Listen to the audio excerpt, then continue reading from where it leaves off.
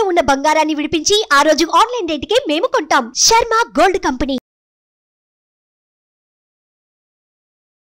నమస్తే, welcome to Suman TV. నేను మీ యామ్ని. ప్రస్తుతం మనతో ఉన్నారు ప్రముఖ ఆధ్యాత్మికవేత్త, ప్రముఖ జ్యోతిష వాస్తు పండితులు డాక్టర్ గుండపూడి శివసుధీర్ శర్మ గారు ఉన్నారు. గురుగారితో మాట్లాడి మనకున్న సందేహాలను అడిగి తెలుసుకుందాం. నమస్కారం గురుగారు. శ్రీమాత్రే నమః. శ్రీ గురుభ్యో నమః. గురుగారు, ఈ నెల మనకి జ్యేష్ఠ అమావాస్య రాబోతుంది. అసలు ప్రాముఖ్యత ఏంటండి? ఎలాంటి పరిహారం చేసుకుంటే మంచిది ఆ రోజు? జ్యేష్ఠ బహుళ అమావాస్య. మనం అంతకుముందు కూడా జ్యేష్ఠ పౌర్ణమి గురించి మాట్లాడుకున్నాం. లక్ష్మీదేవి అనుగ్రహం కలగాలి అంటే చాలా మంచిది అని. జ్యేష్ఠాదేవి అంటే లక్ష్మీదేవి యొక్క సహోదరి. అంతేకాకుండా శనీశ్వరుడు భార్య పేరు కూడా జ్యేష్ఠాదేవి. ప్రతి ఒక్కరూ బాధపడేటువంటిది ఏంటి అంటే ఆర్థికపరమైనటువంటి ఇబ్బందులతో ఎక్కువ మంది బాధపడుతూ ఉంటారు కదా. అలక్ష్మి అంటేనే జ్యేష్ఠాదేవి. అలక్ష్మి అంటే దారిద్ర్యము అని అర్థం.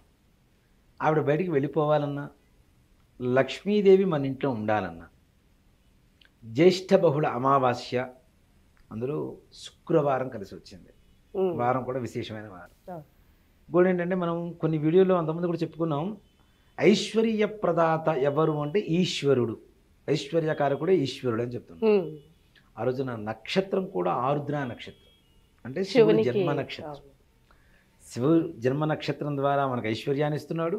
అమావాస్య అంటే శక్తి దేవతలకు ఇష్టమైనటువంటి తిథి. అలాగే వారం వచ్చేసరికి లక్ష్మీదేవికి ప్రీతికరమైనటువంటి వారం.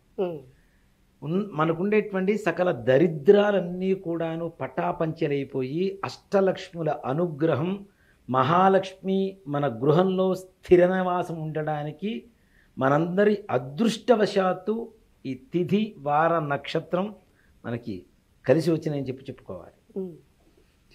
అలాంటి రోజులు, అంత పరమ పవిత్రమైనటువంటి రోజు, అంత శక్తివంతమైన రోజు అంటే ఆ రోజుల్లో ఏం చేస్తే బాగుంటుంది అనేటువంటిది చాలామందికి ఉండేటువంటి అనుమానం.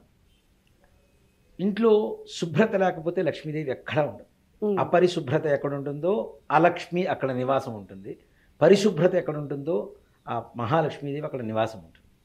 కాబట్టి మనం ఏదైతే శుక్రవారం వస్తుంది కాబట్టి ముందు రోజున ఇల్లంతా కూడా శుభ్రపరచుకొని సాయంకాల సమయం అంటే సంధ్యాదీపం పెట్టిన తర్వాత 7 గంటల తర్వాత మన పూజా గృహంలో ఆవు పేడ కొద్దిగా తీసుకుని వచ్చి శుభ్రంగా అలికి ఒక చిన్న వృత్తాకారం అంటే రౌండ్గా అలికేసి ఆ ఆవు పేడ మీద పసుపు, కుంకుమ, బియ్యపిండి ముగ్గులు పెట్టి చక్కగా అష్టదళ పద్మం వేసి రావి ఆకు ఉంటుంది, రావి చెట్టు ఉంటుంది కదా, రావి చెట్టు ఆకు పెద్ద ఆకు ఒకటి తీసుకొని ఆ ముగ్గు మీద పెట్టి ఆ కలశం అది ఏదైతే ఆకు ఉంటుందో ఆ ఆకు మీద కొద్దిగా బియ్యం పోసి ఒక కలశం, రాగి చెంబు కానీ లేదంటే ఇత్తడి చెంబు కానీ వెండి చెంబు కానీ ఏదైనా, అది కూడా అవకాశం లేకపోతే చివరికి మట్టి ముంతైనా సరే పెట్టేసి దాంట్లో కొద్దిగా నీళ్లు పోసి దాంట్లో కొద్దిగా సుగంధ ద్రవ్యాలు, గంధము, పసుపు, కుంకుమ, అక్షతలు ఇట్లాంటివి వేసి, అవకాశం ఉంటే దొరికితే వట్టి వేళ్ళు అని చెప్పి మనకు పూజా స్టోర్స్లో వాటిలో దొరుకుతుంటాయి, వట్టి వేళ్ళు కూడా కొద్దిగా దాంట్లో వేసి దాంట్లో మామిడాకులు పెట్టి ఒక కొబ్బరికాయ పెట్టి మంచి బ్లౌజ్ పీస్, అది కూడా ఎలా ఉండాలి అంటే మనం పూజ చేసిన తర్వాత బ్లౌజ్ పీస్ మనం కుట్టించుకునే వాళ్ళలాగా ఉండాలి. ఇంట్లో ఆడవాళ్ళు ఎవరైతే ఉంటారో మంచిగా కుట్టించుకొని వేసుకునేలాగా మంచి బ్లౌజ్ పీస్ ఒకటి తీసుకొని మంచిగా ఫోల్డ్ చేసి ఇట్లా అమ్మవారిని కలిసి ఆవాహనం చేసుకొని లక్ష్మీ అమ్మవారిని అష్టోత్తర పూజ. అష్టోత్తరం అంటే మనం ప్రకృతికి నమః, వికృతికి నమః, విద్యాయ నమః, సర్వభూత హితప్రదాయ నమో నమః అని చెప్పి నామాలు చెప్పి పూజ చేస్తూ ఉంటాం.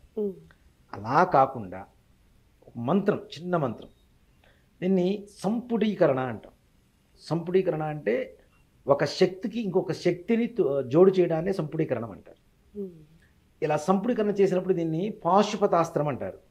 పాశుపతం అంటే అర్జునుడికి ఈశ్వరుడు ఇచ్చినటువంటి ఒక అస్త్రం, ఒక బాణం.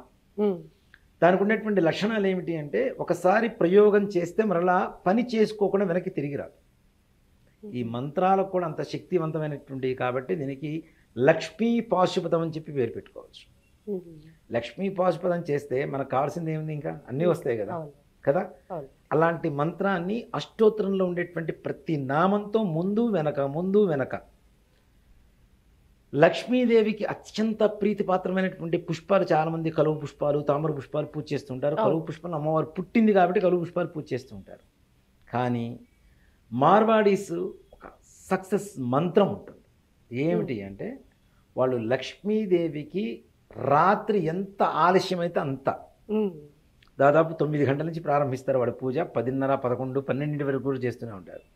మల్లెపూలతో ఎక్కడైతే లక్ష్మీదేవికి అమావాస్య రోజున రాత్రిపూట పూజ చేస్తామో ఆ ఇంట్లో అలక్ష్మికి ఎక్కడా స్థానం ఉండదు, లక్ష్మీదేవి ఉండనటువంటి స్థానం కూడా ఉండదు మనకి. అంటే అమావాస్య ఎక్కువ ప్రత్యేకంగా చాలా అమావాస్య రోజున మనం లక్ష్మీదేవి పూజ చేస్తూ ఉంటారు దీపావళి అమావాస్య రోజున. అలాగే ప్రతి అమావాస్య అంటే దీపావళి అమావాస్య రోజున మనకి మల్లెపూలు అయితే దొరకవు కదా, కాబట్టి ఏ మాసంలో అయితే దొరుకుతాయి మనకి, మన అదృష్టవశాత్తు జ్యేష్ఠ మాసంలో మనకి మల్లెపూల సీజన్ ఉంటుంది, మల్లెపూలు దొరుకుతాయి.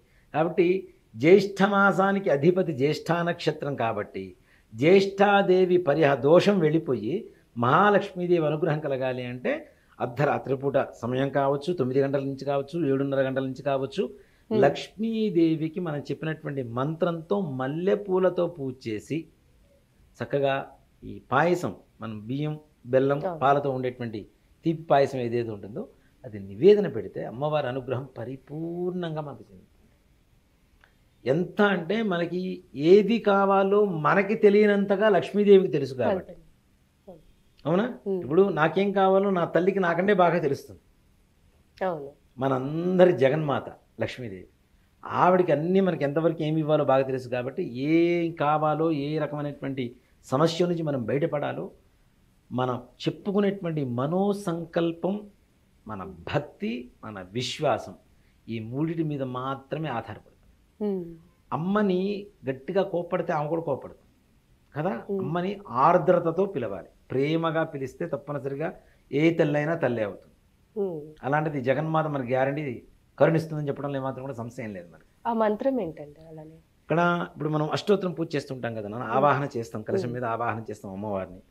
చేసిన తర్వాత ఓం శ్రీం హ్రీం శ్రీం మహాలక్ష్మి నమో నమః, ఓం ప్రకృత్యై నమః అష్టోత్తరంలో ఒక నామం. మరలా ఓం శ్రీం హ్రీం శ్రీం మహాలక్ష్మి నమో నమః ఒక నామం అయిపోయింది. మరలా రెండో నామానికి ముందు మళ్ళీ ఇంకోసారి చెప్పాలి, ఓం శ్రీం హ్రీం శ్రీం మహాలక్ష్మి నమో నమః వికృత్యై నమః, ఓం శ్రీం హ్రీం శ్రీం మహాలక్ష్మి నమో నమః. ఇలా ప్రతి నామానికి అమ్మవారి బీజాక్షరాలు ముందు వెనక సంపుడీకరణ చేసుకుంటూ మల్లెపూలతో పూజ చేసి ఎవరైతే పాయసం నివేదన పెట్టి ప్రసాదంగా తీసుకుంటారో ఆ ఇంట్లో అష్టైశ్వర్యాభివృద్ధి తప్పనిసరిగా జరుగుతుంది. దారిద్ర్యం అనే దానికి మాటకి కూడా తావు లేకుండా వెళ్ళిపోతుంది.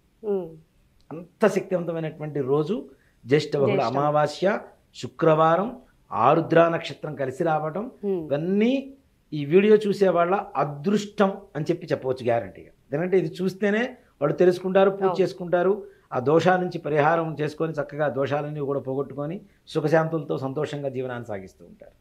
కాబట్టి ఇది ఎవరు కూడా మిస్ అవ్వకండి తప్పనిసరిగా. ఇదేదో కొత్తగా నేనేదో సృష్టించుకొని చెప్తున్నది కాదు.